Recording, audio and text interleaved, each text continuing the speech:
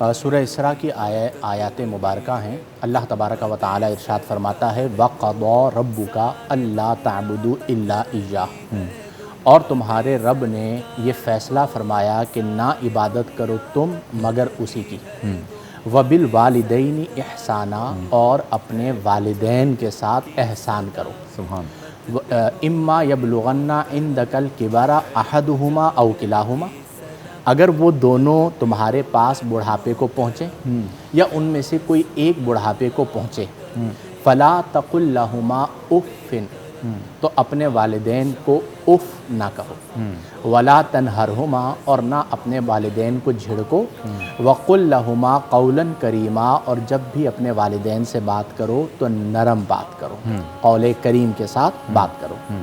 اس آیہ مبارکہ میں جو پہلی بات ہے وہ یہ ہے کہ اللہ نے فرمایا وَقَضَىٰ رَبُّكَ أَلَّا تَعْبُدُوا إِلَّا إِيَّاهُ، کہ تمہارے رب نے فیصلہ فرمایا کہ تم نہ عبادت کرو مگر اللہ کی۔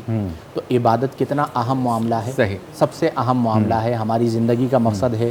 تو مفسرین نے فرمایا کہ اس کے فوراً بعد اللہ نے فرمایا وَبِالْوَالِدَيْنِ إِحْسَانًا، یعنی ایک جملے میں عبادت کا ذکر ہے اور دوسرے جملے میں والدین سے احسان کا ذکر ہے۔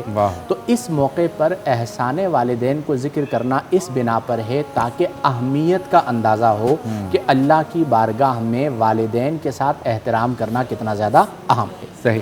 پھر اس کے بعد فرمایا کہ جب ان میں سے کوئی ایک یا دونوں بڑھاپے میں پہنچیں تو فَلَا تَقُلْ لَهُمَا أُفٍّ، تم انہیں اف نہ کہو۔ ابھی بھی قرآن کریم فرقان حمید کا ایک اعجاز ہے کہ جب بندہ کسی سے اکتاتا ہے تو سب سے زیادہ کم تکلیف دہ جو بات اس کے منہ سے نکلتی ہے وہ اف ہوتی ہے، یعنی ایک ساؤنڈ ہے، ایک صوتی جو ہے وہ صورت ہے۔ تو اللہ نے اس کو ذکر فرمایا کہ اپنے والدین کو جھڑکنا، ڈانٹنا، گھر سے نکالنا، گالیاں بکنا، یہ تو کجا، اپنے والدین کو اف تک نہ کہو۔ اچھا، وَلَا تَنْهَرْهُمَا، اپنے والدین کو مت جھڑکو، وَقُلْ لَهُمَا قَوْلًا كَرِيمًا، اور ان سے نرم بات کرو۔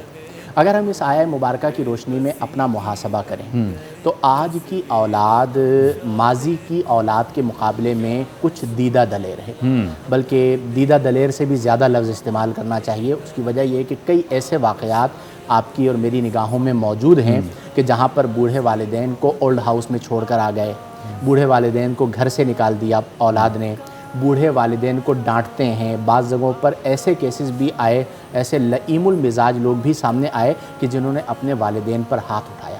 تو یہ بات یاد رکھیں کہ جو والدین کو تنگ کرتا ہے یا والدین کو رلاتا ہے وہ مثل کلب رلتا ہے۔